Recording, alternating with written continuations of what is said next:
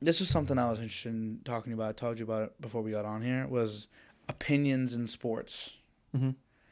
and what I mean by that, if you let me explain really quickly, is just like as I was saying to you earlier, UFC rankings, picking the fights. Like Dana White basically and the fans pick what fight happens next. Obviously, the fighters do agree, but like they try to put on the best show for them possible. They pick what the card is. There's no schedule. There's no. The record doesn't necessarily determine where you are in the rankings in your division and in the pound for pound. Mm-hmm. Doesn't determine how many title shots you get. Like, if Conor McGregor comes back and wins by a decision somehow, he probably will get a title shot just because it's McGregor, Yeah. and that's what people want to see. And it's great for ratings, obviously. Yep. The UFC's grown so fast. Like, once it kind of hit its stride. Oh, yeah. And you could say it's because of that reason. People also don't want to admit how much I hate him, Mm-hmm. but Jake Paul has done for fighting. Oh, my God, yeah. But It's picking and the I fight. hate him. But, like, dude, he's done astronomical amount of shit for sure. them. There's Even if it's in boxing, it's transferring over to the UFC as well, like fighting in general. Yeah, combat sports help combat sports, in my opinion. Like boxing wouldn't be what it is right now. Boxing's actually not an awful spot compared to where it was 10 years ago. Boxing was so it was empty. But now because the UFC's kind of risen, people look at boxing a little bit. But do you think that there's room for opinion in sports like it is in the UFC? In the UFC, it's basically everything. I think there's room for it in sports that aren't season based. Yeah, because for like say basketball, you got to get this schedule because everyone plays the same amount of games. They're all going for the exact same title, and there's a whole bracket. Now in the UFC, it's like everyone's going for all these different titles in different weight classes, but there's no seasons. You can fight really kind of at any time. You can fight now. You can fight 4 years from now. You don't have a set date, and not everyone is going to always be fighting at set dates. And titles are just always going to kind of be up for grabs. So it's easier to have an opinion on something like that rather than like an already set out rules of. It's also you got to think college football is the other example I gave you of like, all right, they do the whole season, that's fine, but then at the end they pick the teams that they think are best, like the committee. Yeah. This appointed committee, which I don't like. Picks. So we don't like it, I think, because we come from backgrounds. Like, I don't know if you're a big college football guy. I'm starting to get more into it now, but I never was. I never really was. I never was big on the UFC until maybe like 4 years ago. I grew up watching hockey, basketball, baseball, football. Regular season, I was just postseason. basketball, UFC. I was UFC a lot when I was younger, like with my dad, like BJ Penn, Forrest Griffin, Iceman, like all that. And then I got out of it until now. Like until probably 2019. Well, it was almost like the WWE back then in a weird way. Like it was like very personality based and like so it just feels different, I guess, than other things. But college football is a great example. Like, if you didn't grow up with college football, it can feel very foreign to like we get to the end of the season, this team's 14-0 and they're not in the. I mean, now they expanded the playoffs, so they'll probably make it. But when they used to only just do 4 teams, they just leave undefeated teams or like maybe 1-loss teams off just because they're strength of schedule or just because they don't feel like they deserve to be there. And is that valid? Should that be in other sports? I think it's like if you feel like they don't deserve to be there, obviously they deserve to fucking be there because they've won the games to be there. Right. Or they've done well enough to be there. Maybe last year they were dog shit. They have a very similar, if not the exact same roster. This year they fucking figured it out and they're winning now. They deserve to be there. Let's think of it inversely though. Let's think about it like let's say the NBA. Like I kind of brought up this example. I'll use a different one just for sake of conversation. Get a real reaction. Let's say, Thunder right now. Thunder are a great team, obviously. Yep. Let's say Shea and Chet go down tonight. Let's say they go down tonight or tomorrow, and they're out for 4 months. They come back late February. The team falls 10 games below 500. They get to the playoff. They don't make the playoffs come April because they can't recover in time. That would probably be a good scenario. And this stuff happens. Happens where guys will come back. Maybe they won't even come back at the end of the season because there's nothing to come back for. Yeah. But guys go down. The best teams don't always make the playoffs necessarily. I mean, a lot of teams make it in the end. 16 teams make it in the NBA, and only 14 don't. So you can argue that they should be able to make it anyway. But is there an argument to, make it so that it's opinion-based at the end? And what would the committee look like for that. You know, fucking Charles Barkley and Shaq. Charles, Chuck, Ernest, Chuck, Shaq, Ernest, EJ, the Jet. Like, just those 4? Well, those 8, I guess. Yeah. Charles, Chuck, Ernest. There's 2 things I'm going to go with each point. I think there's something to be said about a great team and a good team. A great team can lose a star player and still perform not the same rate, but they can perform to winning basketball. Example is the Magic. Lost Paolo for a lot of games. They're still top 4 seeds? Yeah. And that was without like your best guy for X amount of time. I don't even know if he's back yet. I don't think so. That's without your best player. And he was playing top 5 player basketball when he was in this year. Like, it was unbelievable what he was doing. And then if there's other teams that just aren't as deep, they don't have as many good guys, they should be penalized for that. Like, right. Not necessarily they should be penalized for a guy going down, but like, if another team can still get that done, they deserve to be there. And if they get up there like that, and then you just have some people like the Thunder, and they're just like, nah, those guys will push down.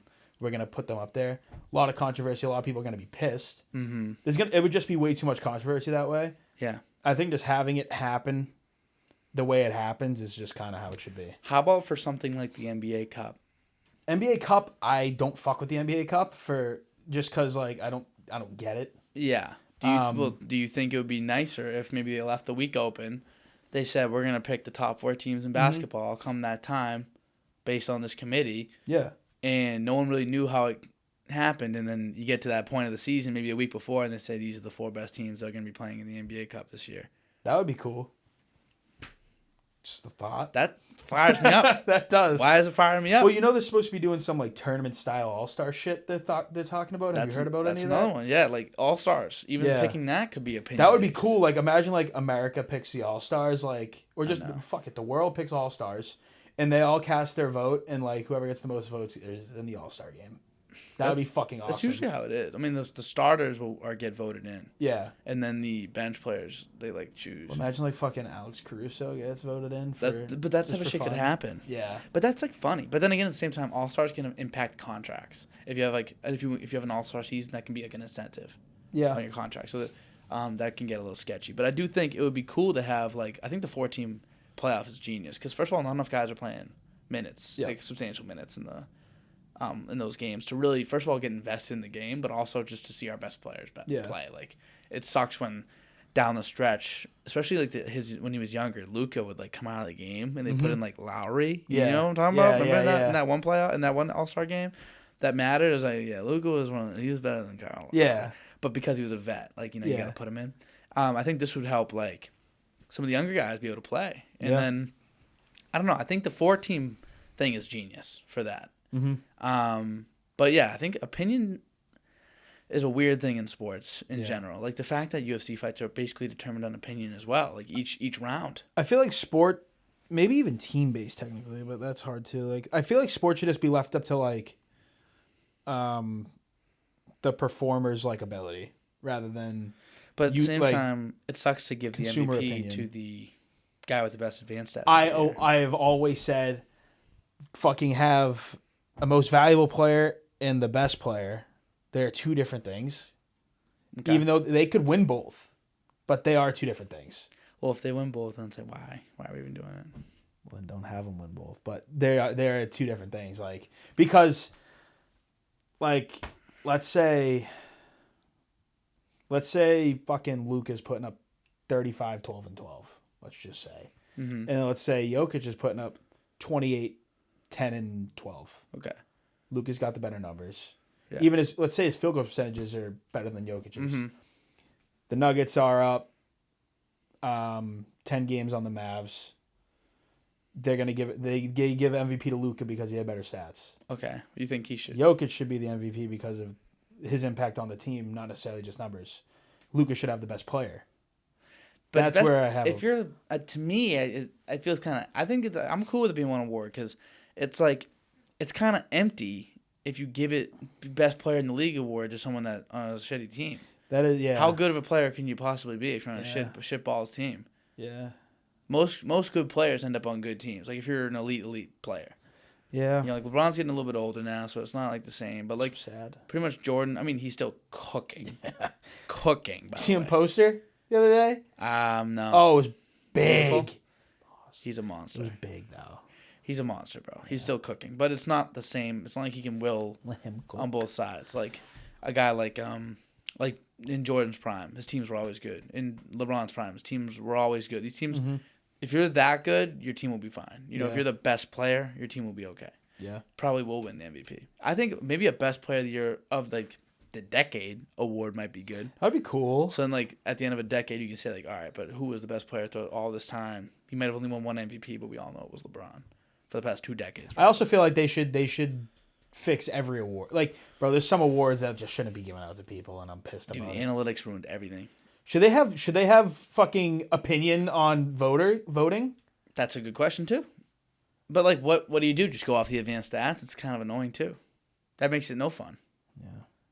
It should almost be. You should almost have to throw the analytics out because then it's like, what are we even giving the award for? If the people don't feel that way, like if 65% of people feel like it should be, you know, Luka just because Luka does incredible things, but then Jokic has all the advanced stats. It's like, well, guess what, bro? The people think it's Luka. Yeah. When we look back at history, it'll say Jokic when everyone in that year felt like it was Luka. Or it was like Embiid's year. Just saying that as an example, but like you know, like that's just what it is. Like I feel like when Jokic won his second one, I thought that should have been Embiid that year. Mm-hmm. And I think the advanced stats were hooking up Jokic. Yeah. And then the next year they flipped it because they were like, well, we feel bad for Embiid. We messed up last year. That's now just let's give it to annoying him as fuck. Exactly. That's just annoying as fuck. Ugh. So it's almost like you kind of have to, in this new age, we're gonna have to see how we navigate it with all these advanced analytics. I mean, like fuck, what the fuck's an award mean though?